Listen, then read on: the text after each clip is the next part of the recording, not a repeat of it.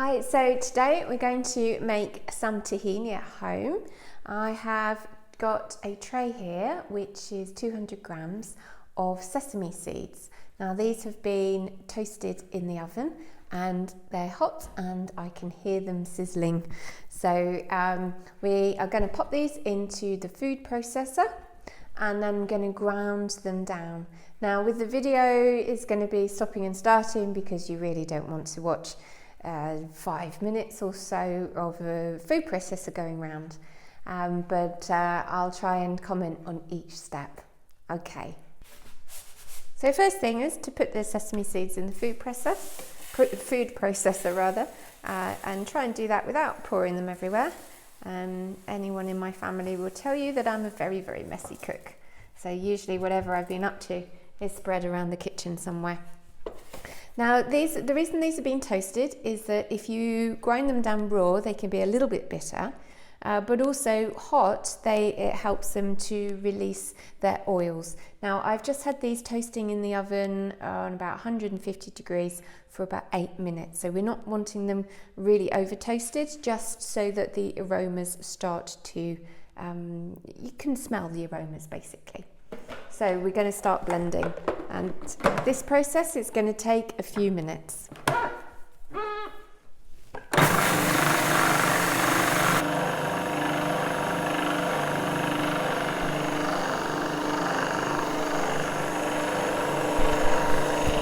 So the processor is still going, but hopefully you can see that things are beginning to change a little bit. Some bits are building up at the side, but on the inside the texture is beginning to thicken up, and it's been going for 1.5 minutes.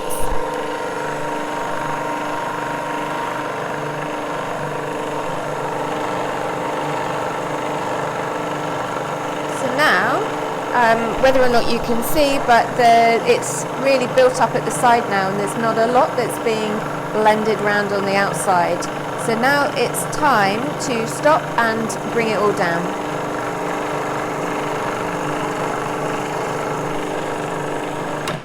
So this has been going for about 2.5 minutes. So you're going to take the lid off. We're going to throw the lid. Good thing about Magimix, they're very difficult to break. Now I'm moving the camera. If you can see in here that things are, the seeds have become ground, but it's all sticking together. Okay, so can you see that? Oh, I hope so. Yeah, very bad camera work there. So I'm just bringing them down from the sides, and then we're going to put the processor back on and we're going to blend it again. Okay. Oh, it smells lovely, by the way.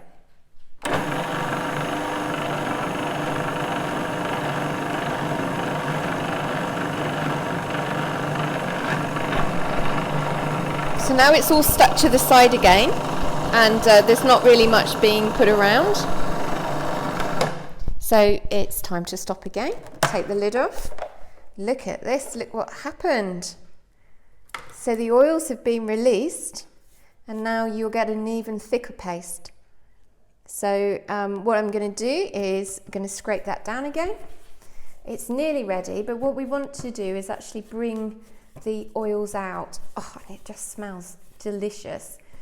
Now I think it's worth commenting at this point, if you saw how much sesame seeds, or how many sesame seeds we put in here, 200 grams worth, and if you're making tahini, if you're making hummus, for example, you probably use a couple of tablespoons of this. That's quite a lot of sesame seeds. And this is a really good example of what happens when you start processing food. So it's really worth being mindful just how much sauces and butters, nut butters and things like that we're actually putting in the food. All right, lid back on, time to blend again.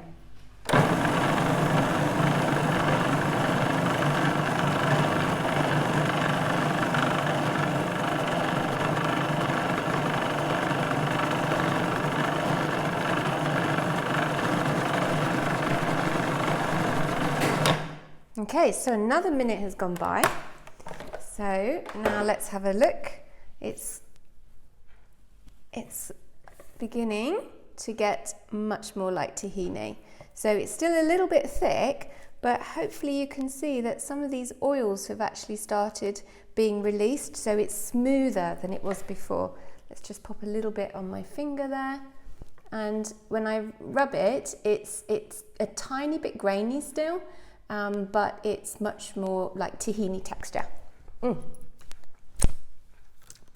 my God, and it tastes delicious. So that was 1 minute from the last time we stopped. So I'm just going to bring that down, and when I taste it, I can tell, stuck there. It is still a tiny bit grainy, so we're not quite there yet. So probably one, maybe 2 more minutes. Let's have a look.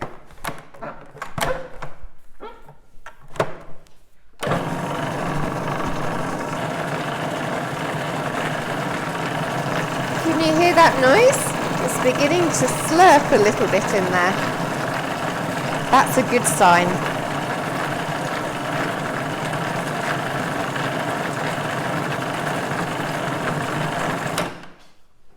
Okay. Oh yes, now look at this. I bring that camera in. This is lovely and runny. And we have tahini. And it is as simple as that. Now, obviously, you need to have a high-powered blender. That helps. You need to make sure you use enough seeds to cover the blade. If I would have actually made a little bit more, but we couldn't find any bigger packets of sesame seeds in the shop. So this will have to do for now, basically. But now I've mixed that all together. I hope you can see that we have got nice thick tahini here. But in reality, that's not actually sort of a massive amount compared to the amount that you have in a jar. But all is good. So what I'm going to do now is I will transfer this to a clean jar that I've got, keep it in the fridge, and then use it for all the recipes that I love tahini in, including some beautiful dressings. It goes particularly well with cashew nut. You can make a really deep, lovely, creamy salad dressing or sauce for vegetables with cashew nuts and tahini. I hope you enjoyed that, and do try and make your own if you can. Now you've made your tahini, you may be wondering why we've got it down as a breakfast item. Well, tahini you can have any time of the day, because remember it's going to give you a great source of plant-based calcium as well as minerals and fibre. So it's a great item to add in to most dishes. So if you're stuck for ideas, here's a few for you. One thing you can do is make overnight oats with tahini. So in here I've got some 50 grams of oats, whole oats, which has been mixed with 150 mils of, well, I've used soya milk, but obviously you can use almond or oat milk again, or even some coconut milk if you want. And I've mixed it up with a heaped teaspoon of tahini. So it's been soaking for a few hours. Obviously you can leave this overnight if you want to, and it's become lovely and thick and creamy. And into that I'm just going to add a selection of fruit. Now I'm really fortunate here in Portugal because already we've got some wonderful locally grown fresh fruit. I mean, these strawberries come from a local organic farm. So, and they just taste incredible. They've been grown outside as well. So a lot of strawberries are grown in polytunnels now, and they just don't have that same sweetness. They're more difficult to grow outside. And if you are eating strawberries, do try and make sure that you've got organic ones, because strawberries are in the, like the dirty dozen, in the top 12 most polluted fruits and vegetables using too many fertilizers and things. And also I've managed to get some locally grown red currants as well. Now these are grown undercover, but they're actually also not as tart as I thought they'd be. And then this kiwi fruit, again, this is from the same organic farm, so it's really wonderful to be able to get that. Now, just use whatever fruit that you can find that hasn't travelled too far. that organic if possible, but the key is to make it as fresh, because the fresher the fruit is, the higher the number of antioxidants and phytonutrients, which is going to help support your body and reduce inflammation. And then, although we've got some tahini, I'm just going to add in some pumpkin seeds as well for a little bit of texture. And then just to finish it off, I'm just going to add another little bit of tahini on the top. So then I'm going to just stir that in. My tahini, because it's homemade, it's a little bit thicker, so it doesn't kind of glide around as much as ones that you might see on pictures on Instagram. But I'm just going to stir all that in, and it's going to be absolutely delicious. So that's one option. So other options that you could have, so you can make, here it's just, this is a piece of toasted sourdough, and I've used tahini as a batter substitute with some grated tomato on top and a sprinkling of parsley. That's a wonderful combination of sources of calcium, as well as vitamin C in there, so, and other phytonutrients, and lots of lovely fibre in my whole grain sourdough. The other one suggestion is, this is a rice cake, which again has got some tahini on the base with some banana, and then sprinkled with some ground flaxseed on the top. Now, this is giving you a combination of really healthy fats, including omega-3 fatty acids in the ground flaxseed. So they're just 3 ideas. There's lots of different things that you can do. One other point to mention when you are looking for sources of calcium in your diet. Calcium plays many roles. It's not just for strong bones and teeth and gums. It's actually a key component in the elasticity of your blood vessels, as well as clotting and inflammation, all sorts of things. All of the minerals in our body are used for a wide variety of activities. But in order to be able to absorb it properly, you need to have good amounts of vitamin D. And particularly in the northern hemisphere, vitamin D is a problem. And many people are deficient in it because we just basically don't get outside enough. That is the key source of vitamin D, with the fact that we make it ourselves.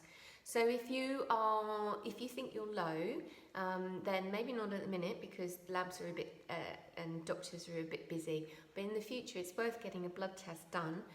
Otherwise, make sure you get some good amounts of sun every day. You need to expose lots of skin, not just sticking your arm out the car window.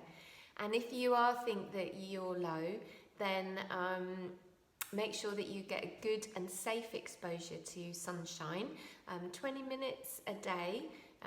If you're in the northern hemisphere, it needs to be closer to midday. If you're near the equator, then it needs to be earlier in the day to get that safe level of sunshine. And if you think that you can't get enough sun and you're low, then look at having a good quality vitamin D supplement, because it is really important for health. And vitamin D is also important, not just for helping you to absorb calcium, but to support your immune system as well. Okay, well, I hope that you enjoyed that. Hopefully you can come up with some other ideas for tahini and breakfast, but try some of these and enjoy. Have a great day.